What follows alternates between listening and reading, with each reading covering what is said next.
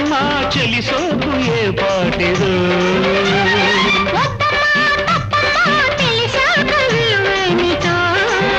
రంగు పొంగు చూసి మెచ్చి వచ్చానే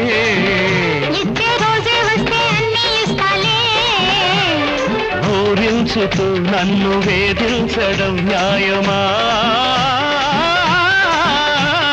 కోకమ్మా చెప్పమ్మా చెలి సోకు ఏ పాటిదో